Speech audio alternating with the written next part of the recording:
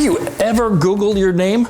If you have, you were probably shocked to see some of your personal information floating around for the whole world to see. Every once in a while, I Google myself just for fun. I'm always surprised what kind of things are floating around the internet. It's just creepy that these companies have this information on me. So this is what they do. These data brokers are making money hand over fist by selling your info to robocallers, spammers, and in some cases, much worse. This is why I'm talking about today's sponsor, Aura. Aura can identify data brokers who are exposing your information and then submit opt-out requests on your behalf. Brokers are legally required to remove your info if you ask them to, but they make it super hard to do that. So let Aura handle all of it for you. Now you can get off of all of those lists. You can try Aura free for 2 weeks using my link here below, aura.com/Craig. Aura does so much more to protect you and your family from online threats that you can't even see.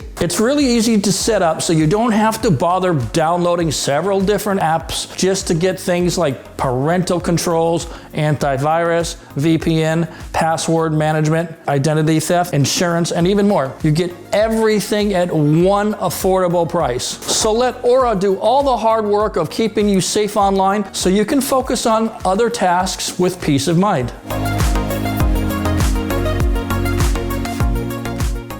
What's up, everybody? Craig Lieberman back with you with another episode, and today we're going to be talking about something really cool. With Fast 10 to be released in just a few weeks, the Fast series has come back into the spotlight again. Not just because of the new movie, but because there are 2 screen-used cars at auction this weekend. So I decided to do this video. So the first one is the Fast 4 GT-R. This is a real GT-R. So if anyone tells you it's a GTT, do me a favor and punch them in the mouth, because they're listening to rumors spread by teenagers on social media who know nothing about the series or the history of the cars, and that stuff infuriates me when they pass it around. I did a video on this car ages ago, back in July 2021. You can click here to see that video if you want to, and I'll tell you a whole story. So I'm not going to get too granular with the car. We need to talk about the auction, okay? I will give you a short history if you don't have time to go to the other video right now. But back in the day, a company called Kaiser was bringing in GT-R bodies for customers. That was legal at the time. These customers were responsible for sourcing their own powertrain because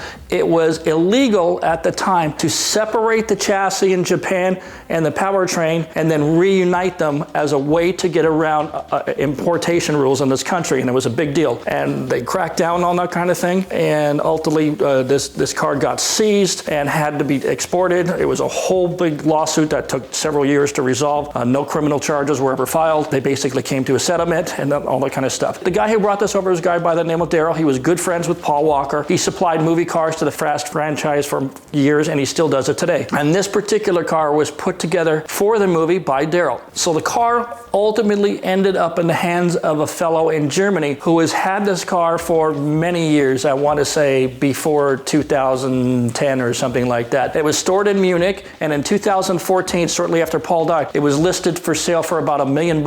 And now, almost 10 years later, it's about to go across the auction block, a real auction block. What will it fetch? Everybody's asking me. Well, a recent sale of a Paul Walker-owned GT-R fetched more than $500,000. This is the silver one I was driving. What was that, last year or the year before? That car was never in a movie, though. Although it looked like the movie car, it was not in any of the movies. People are confusing that car with that car, the GT-R that was mine, which is on the East Coast and in a secret hiding. So this car is different in many ways. It was in the movie Fast 4, as I said. It was in the race scene, a scene that lasted about 6 minutes, I think, maybe a little bit more. But of course, it was not doing stunts. Of course, the stunts were done by R34 GTT stunt cars, so this car was not abused during production, and it has been stored away for pretty much since. And as far as I know, the car has only been driven in controlled environments for the last decade, so it was not doing street racing or anything, being driven around like a daily driver. There was another Fast and Furious car car that had been 2 movies that went on auction blocks at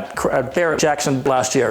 And that was last year, right? And when that car went to auction, I predicted that the screen-used Supra that had been used in the first 2 movies would fetch $550,000. Coincidentally, it sold for exactly that number if you include the fees. I'm not clairvoyant in any way.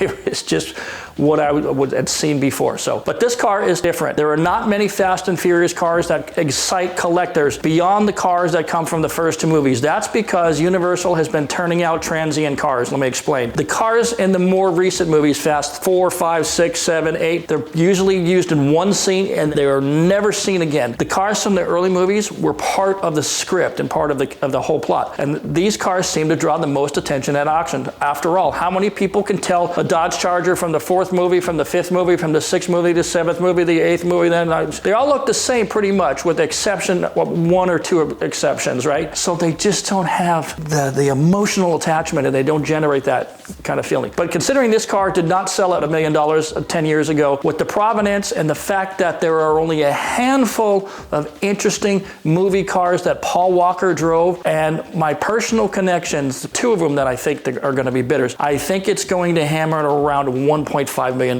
However, if emotions kick in, it could go closer to $2 million. Don't know what they're going to bid. I don't even know what their starting bid is going to be, but I think I could get that. That's going to be the range 1.5 to 2. Bidders have to be verified before they can bid, so you have to jump through a bunch of hoops. You have to prove that you have money, not like these teenagers on my DM. Hey, I want to buy the Paul Walker Supra. I have $6 million. And then you look at them, they're living in a farm in Bangladesh. Just don't do that. You're embarrassing yourself. The second car up for auction is an RX-7 that was used both in the first movie and the second movie. It was used in the first movie as Dom's stunt car number 2. It did some high-speed stuff. When I say high-speed, it was part of the police chase, but it was really doing 45 to 55 miles an hour, basically, right? And that car disappeared from the franchise forever. In the second movie, it was stunt car number 1, basically sliding around streets during that race scene at the beginning of the movie, doing speeds of about 55 to 65 miles per hour. No jumps. It didn't go over the bridge. If you remember, he chickened out. The actor was not tasked with driving over the bridge. It's currently owned by a fellow who sold a stunt Supra a few years ago for $185,000. He also currently owns my old Maxima that was used in the first movie.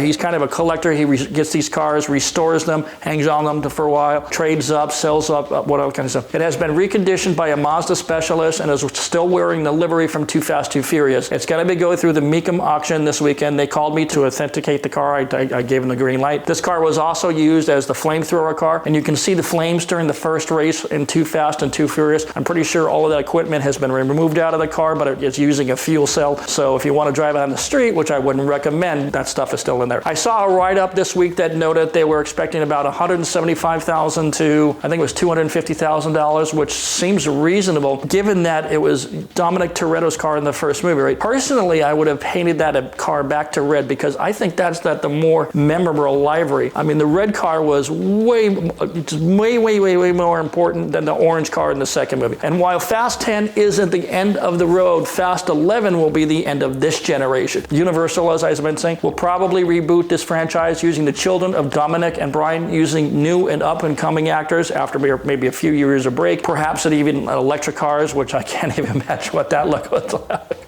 If they use electric cars, I'm going to boycott. However, the cars from the early movies will continue to attract higher and higher in prices because they're going to get rarer, and people always like the nostalgia, right? But for most people, these cars are already out of the price range for any normal person. They're just, everything's going for 6 figures, $100,000 plus, except for the really trashy cars that nobody would care about. So my wish is that the people who can afford these screen used cars, they will buy them, restore them, and preserve them. And thankfully, so far, that's pretty much what's happening. People like the folks at Chrome Cars in Germany, Gabriel Tremblay in Florida, are doing exactly that. And not to be forgotten, the fellow who bought my Supra along with 6 other Fast and Furious cars from the first 2 movies, way before these cars were fashionable, and he's been hanging on to them ever since in a garage, secret location. In fact, in 2 days, I'm on a plane to visit these long lost, or should I say, hidden cars in a secret warehouse deep in Europe, and I will be making a video of that. So stay tuned for that. That's it for this episode, everybody. Thanks for watching. We'll see you another time.